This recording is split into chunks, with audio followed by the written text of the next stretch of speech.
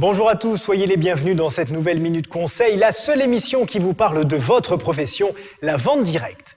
Lorsque vous parlez de votre activité de distributeur, de dirigeant de réseau, d'expert ou d'institutionnel, vous pouvez parfois vous heurter à de l'incompréhension, voire des moqueries ou du mépris au mieux. Tout ça à cause d'une mauvaise réputation qui n'est bien sûr plus du tout d'actualité. On entend malheureusement toujours tout et n'importe quoi sur la vente directe, arnaque, système illégal, escroquerie, bref, ceux qui ne connaissent pas cette activité ont encore en tête les scandales des années passées. Or, soyons clairs, la vente directe est un vrai métier, reconnu par le ministère de l'Économie et de l'Emploi en plus, et n'a plus rien à voir avec les entreprises malveillantes qui ont terni l'image du métier dans les années 90. Pour être encore plus clair, voici les différences fondamentales entre la vente directe et ce que l'on appelle la vente pyramidale, rappelons-le, totalement interdite. Dans la vente pyramidale, il n'y a pas de produit à vendre comme annoncé.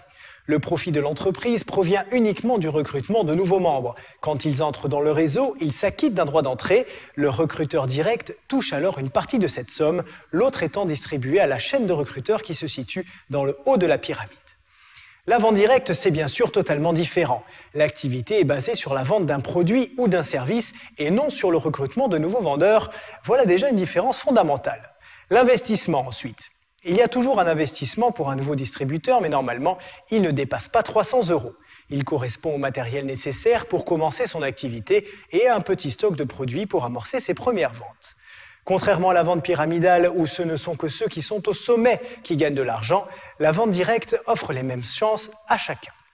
Il n'est d'ailleurs pas rare qu'un vendeur débutant motivé gagne plus qu'un de ses parrains, qui a pourtant plus d'ancienneté dans le réseau. Et elle est là, la beauté de ce métier. Enfin, si vous voulez être sûr d'opérer le bon choix, renseignez-vous auprès de la Fédération de la vente directe. Les entreprises qui y sont adhérentes sont clean à 100%.